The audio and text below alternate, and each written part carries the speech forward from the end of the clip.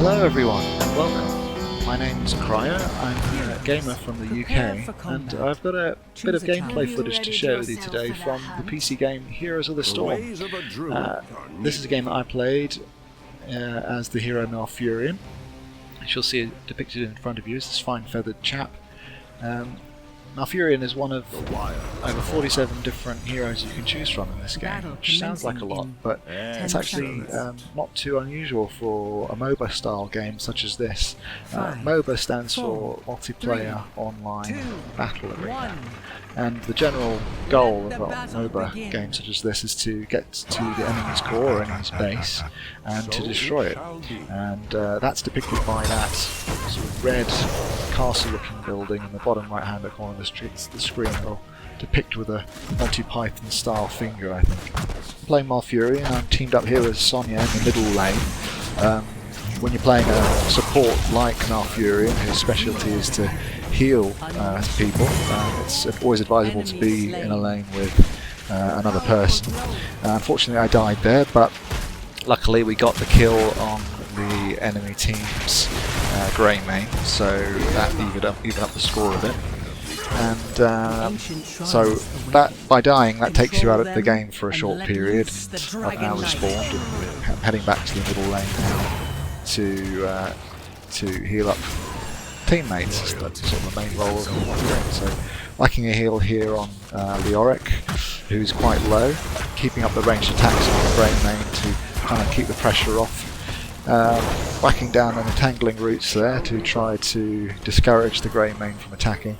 Entangling roots is really a great counter to grey mains, to be noted. As soon as they sort of jump on you, they've got no way to get out of that unless they want to turn back into their human form, which makes them quite weak. Such good damage, so win-win. Anyway, back with the action in the middle. Key priority is really to keep my teammates alive, so I'm sort of keeping my eye on what's happening in the other lanes on this particular map, Dragon Shire.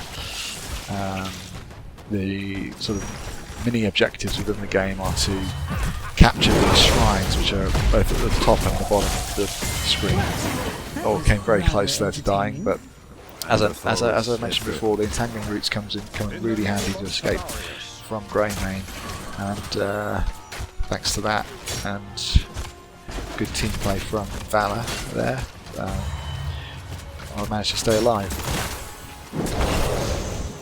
So yes, we're kind of contesting these shrines, which are both at the top and the bottom of the map, and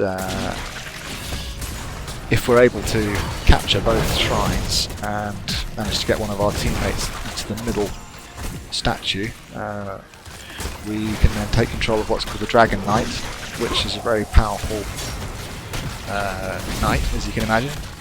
A Dragon Knight would be, and it allows you to wreak havoc on the enemy buildings and get you that step closer to taking out the enemy's core, which is the overall goal of MOBAs such as this, which Heroes of the Storm is one such game.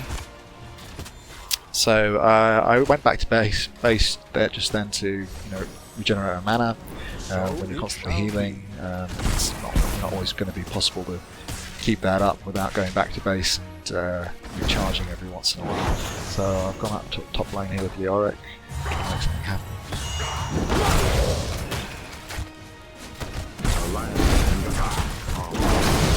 Putting a bit of pressure here on the enemy's veranda. We do manage to get the kill. Every kill that you get on this map is extremely beneficial because it means one less body able to contest these shrines. Loyalty is its own reward.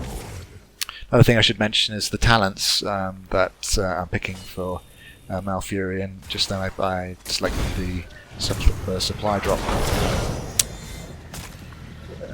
the mule, beg your pardon, the mule talent upgrade, which allows you to drop down a mule to repair the friendly team buildings, which is really beneficial again to as a supportive talent to keep up the survivability of the buildings. Almost going down there against a Grey Mane, but again with the tangling roots, really powerful tool to reduce that kind of burst and that pressure on you, reducing Grey Mane's ability to chase you. Getting off a few key heals on teammates here as well, making sure that we all stay in the game, stay alive, so we can contest these key objectives. I must retreat. Your service will be rewarded. So again, heading back to base for a bit of a regen. When you're in base, your things like health and mana recharge a lot quicker. So even though it does take you out of the game a bit, as in away from the lanes, it's useful to do so you can get that recharge, because if you're sitting in lane, for example as Malfurion, as a healer, and you've got no mana to actually throw any heals down, you're not doing any, you might as well not be there, you're not really bringing much use to the team. So I'm not sure if I get caught here. Again, useful tangling route. I think there are a few examples of that actually in this replay, where a tangling route is just as so useful to as Malfurion's escaped tool. Without that, there's not really any ability he has to get away from enemy team chasing him. Just use the D ability on Malfurion's D ability on Valor there, which grants additional mana to a teammate. You sort of keep that to get that on, used on your teammates as often as you can, as it's really beneficial to keep teammates' mana up, obviously. So they can stay in the game longer, they don't have to go back to base and recharge, as I mentioned before.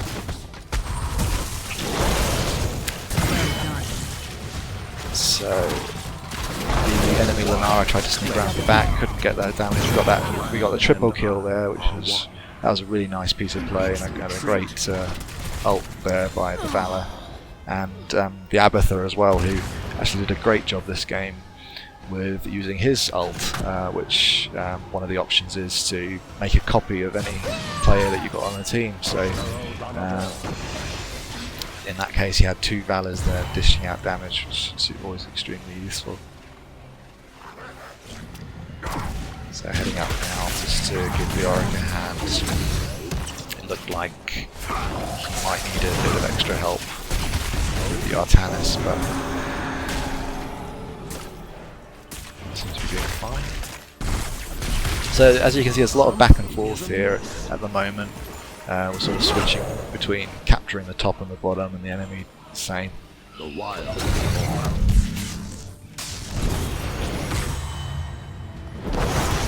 Your service is noted.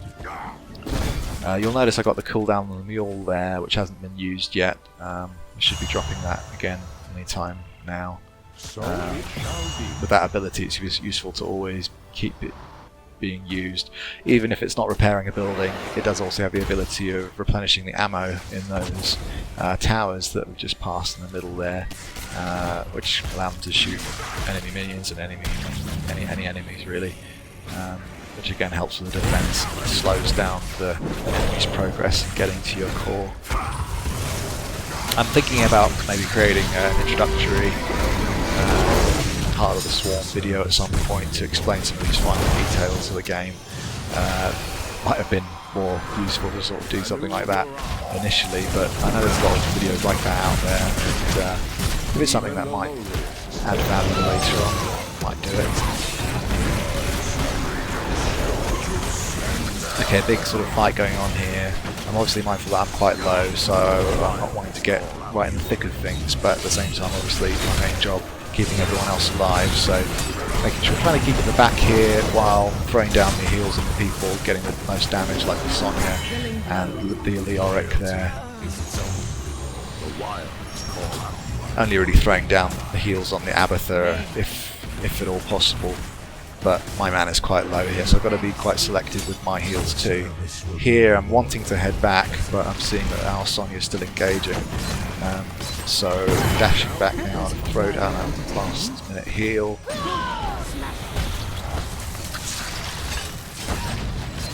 Sonya getting very ballsy, very good play though at the same time. Just barely managing to stay alive.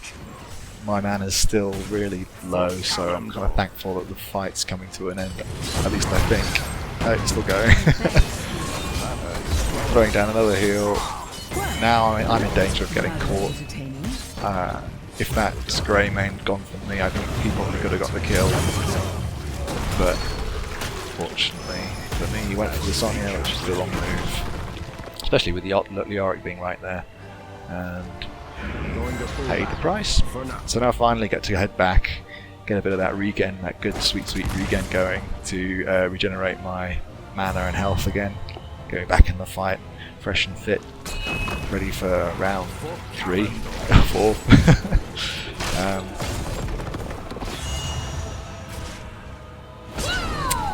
Sonya trying to do a bit of juking there to try to get away from Leoric. Wasn't enough. Sonya had the Abatha there. I think she thought it was going to be enough to keep her alive. If only she'd sort of walked back a bit further, could have got a heal there.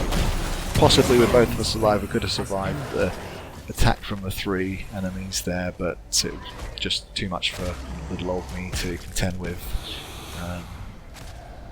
Tried using the ult in desperation to try to get myself healed up.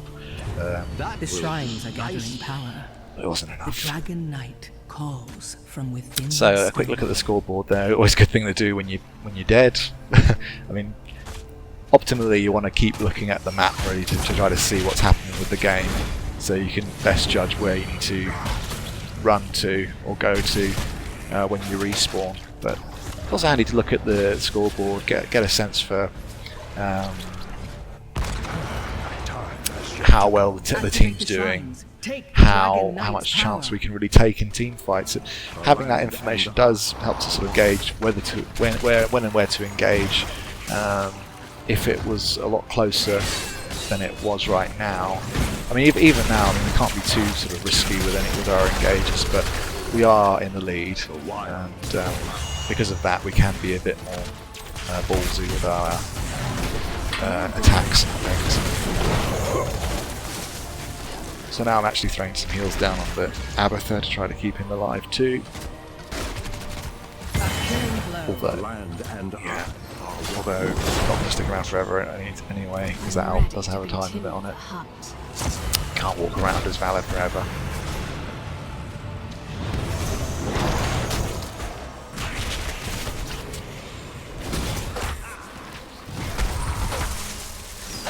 So now we've got both shrines, and one of our team just needs to get to that Dragon Shrine statue in the middle there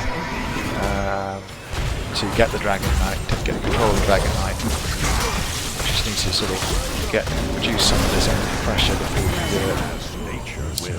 That was a great wombo combo there. So combo being me throwing down the Malfurions, entangling roots to freeze the enemy Greymane, and our Leoric following up with his ult, sort of where he swings his club 3 times to secure that kill. So now we've got 4 of the enemy team dead, and this is just an optimal scenario to be in when, especially on this map. We'll easily be able to capture the top and bottom shrines now. Although saying that, we're not currently doing that. I think, as I mentioned before, we've got kind of a good lead now. We're 2 levels ahead of the enemy team. Even though the priority should still really be getting the Dragon Knight. Because so many of their team are dead, we still pressure in other ways, like for example Sonya capturing that Merc camp in the middle, and also getting down the enemy towers and keeps to get us that step closer to the enemy core. As you'll see from the map in the bottom, we're sort of heavily in the enemy team's half now, and it shouldn't be too much longer before we can close this game out. This is the Dragon Knight now that we're controlling. So one of the teammates was able to capture the shrine, take control of the Dragon Knight. The land and I are one. Your service will be rewarded, peasants. Still mindful of positioning here, and you know, it's in situations like this where it's most easy to get into a bad team fight. But we again caught the enemy team out in bad position. Sonya in particular, but the Auric too, are just really deadly in melee range, and there aren't many that can contest them in those kind of roles. When they get up close and personal like that, ranged champions like Lenara and Greymane, they just fall down like a house of cards. They can't keep up with that. Getting some clutch heals out on the Sonya there. Sonya has her own sort of heals as well when she does damage, and some whirlwind skill. So my skills on top of that, just enough to keep her alive. Here we are, the five of us all marching to victory.